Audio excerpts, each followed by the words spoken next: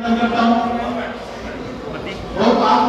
तस्वीरें आप देख सकते हैं डॉक्टर सुशील गुप्ता इंडिया गठबंधन के जो लोकसभा कुरुक्षेत्र प्रत्याशी हैं वो गांव खुर्दबन में पहुंचे, जहां उनका भव्य स्वागत कार्यकर्ताओं के द्वारा जो है किया जा रहा है। इस समय की लाइव तस्वीरें आप देख सकते हैं। मास्टर अमर सिंह जो विधानसभा नीलोखेड़ी के प्रबल दावेदार हैं आम आदमी पार्टी से, वो भी यहां पर पहुंचे और साथ में कई जो लीडर हैं, विधायक हैं, वो यहां पर पहुंचे हैं गाँव खुर्दबन से।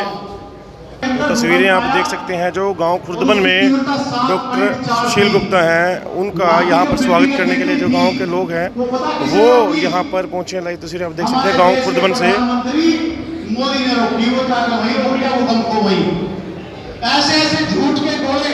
ये है कि सबसे पहले तो मैं यहाँ के उन कुछ लोगों से पहले माफी मांगना चाहूंगा जो लोकदल के समर्थित लोग हैं। पहले पूरा काम लोकदल का हुआ करता था जब मैंने लोकदल से यहाँ चुनाव लड़ा था, और पिछली बार जब मैंने यहाँ पे कांग्रेस से चुनाव लड़ा तो 200 वोट से मैं यहाँ गांव से जीत करके निकला था। लेकिन अब मैं निवेदन करूंगा कुलवीर जी आपसे, जिले में आपसे भी, और यहाँ के सरपंच साहब से भी, प्रदीप से भी, और जितने दूसरे साथी हैं जो कि राजनीति में आगे बढ़कर हिस्सा लेते हैं, सबसे निवेदन करना चाहूंगा कि भाई 200 की जगह 2050 जीत, कम से कम 2000 से यहाँ से गुप्ता जी निकलने चाहिए जीत करके, तब तो बात में सवाल है। नहीं सवाल तो नहीं, क्यों भाई सारे करके बताओ 2000 वोटों से फालतू वोटर जितवाओगे ना। बहुत बहुत शुक्रिया, धन्यवाद। और एक बात मैं जो करना चाहता हूँ ये है कि सभी पार्टियों के लोग आपके बीच में आएंगे, वो लोकदल के भी आएंगे, भाई बहुजन समाज पार्टी के भी आएंगे। भाई एक मिनट ये बात में करता है, दुष्यंत भी यहाँ पे खड़ा करना सोच रहा हो भी आएंगे। तो मैं आपसे मेरी निवेदन है, अपने बहनों से भी, अपने भाइयों से भी, कि भाई सुनो सबकी, सबको वोट मांगने का हक है, सुनो सबकी और करो अपने मन की।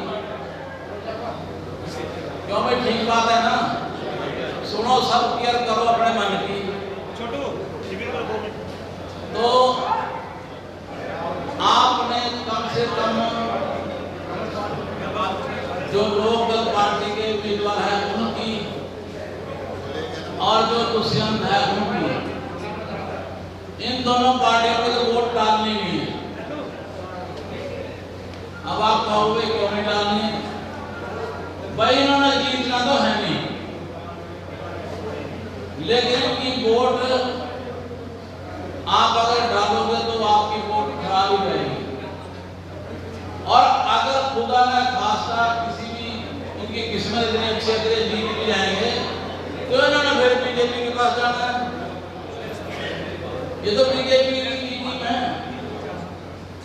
चाहे वो राष्ट्रपति का चुनाव रहा उसमें बीजेपी की वोट पाई है, राज्यसभा का हुआ उसमें बीजेपी की वोट पाई। अभी बता रहे थे किसान जी के जिला परिषद का चुनाव हुआ उसमें बीजेपी की वोट पाई। और जब बीजेपी की वोट ये डालते हैं तो बस इतनी था कि बीजेपी की बात हो ना, फिर बीजेपी की बात हो, इनको क्यों बीच में करते हो? यानी कहने का मतलब ये है काम में चाहे काम को पकड़ना है, चाहे सीधे हाथ से पकड़ो चाहे उसको उल्टे हाथ से पकड़ना काम है। तो इनकी वोट तो बिल्कुल दोनों पार्टियों को पाना है। अब की बात तो कम से कम ना पाओ, क्यों करोगे ना काम? भाई अगली बात चाहे 1,00,000 बार बढ़ जाए, कुछ भी हो जाए अगली बार, लेकिन अब की बार में वोट नहीं पड़ेगी। ये वोट खराब करेंगे, जितनी वोट इनके पास जाएंगी वो सारी की सारी वोट समझो गुप्ता जी की।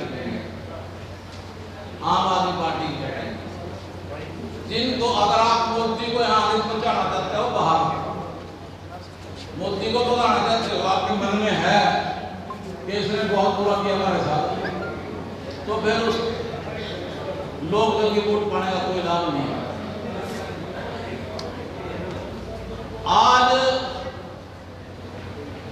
मोदी की पार्टी का वो हाल है कि हरियाणा प्रदेश के अंदर अगर 10 सीट हैं एमपी की, जो पिछली बार 10 से 10 जीते थे, और आपकी बार की कंडीशन वो हो गई कि 10 की 10 के उम्मीदवार तो खड़े कर दिए, अब ढूंढते फिर रहे हैं इनको बदल के किसको करें, फिर रहे हैं ढूंढते हुए। अब सिरसा का उम्मीदवार बदल दिया, हिसार का बदल दिया, रोहतक में डर गए वहां का बदल दिया, और वही खट्टर को भी बदलने की सोच रहे हैं, उसके मुकाबले में भी टकराव उम्मीदवार आ गए। और गुप्ता जी आपको आपके सामने जो उम्मीदवार खड़ा है जिंदल साहब, ये उसको भी चेंज करने की सोच रहे, इसके बस की बात नहीं है, लोग नाराज हैं इससे, उसको भी चेंज करने की सोच रहे हैं। तो इसलिए अगर यही हाल बना रहा तो मैं तो एक बात कहता हूँ, लोग तो कह रहे हैं कि 6-7 सीटें जीतेंगे, भाई ऐसा ना हो 10 सीटें गठबंधन जीत जाए, 10 की 10 सीट भी जीत सकता है, आज वो पोजीशन बनी है। और ये सारे हालात जो है मैं देख रहा हूँ कि 3-4 दिन में बदली हुए, पहले मुकाबला था और जिंदल तो यहाँ से पता नहीं चलता था,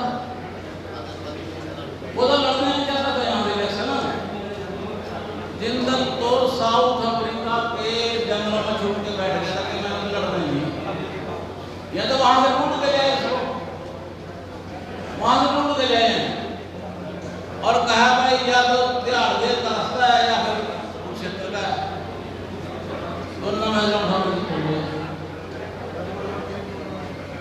और जब दूसरी बात मैं आप लोगों के बीच में कहना चाहता हूँ, ये है कि जो भी वायदे 10 साल पहले इन्होंने करे थे और 5 साल पहले करे थे, चाहे वो 10 लाख रुपए अरे के खाते में आ जाएंगे, हमारी बहनें बैठे पीछे, इनको बड़ी उम्मीद थी 10 लाख रुपए आ जाएंगे,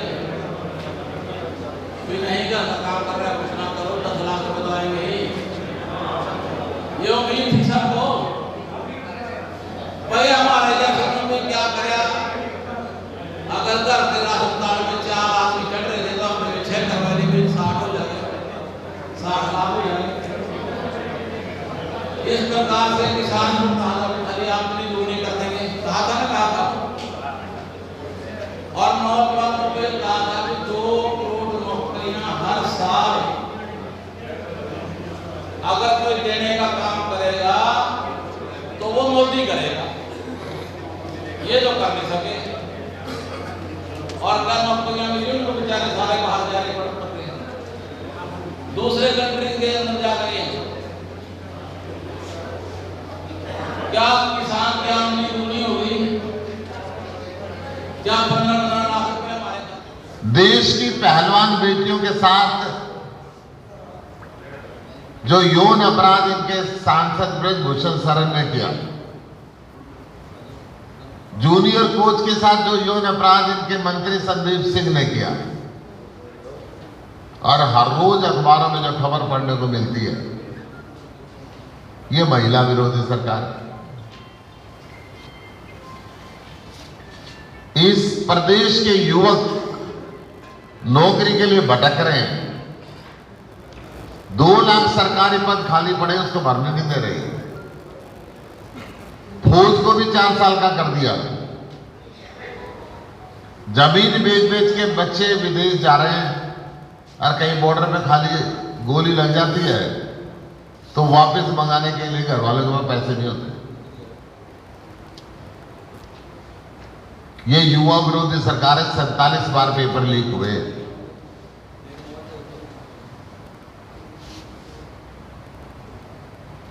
ये आशा वर्करों की बात करें हम, कर्मचारियों की बात करें, ओल्ड पेंशन स्कीम नहीं दे रहे।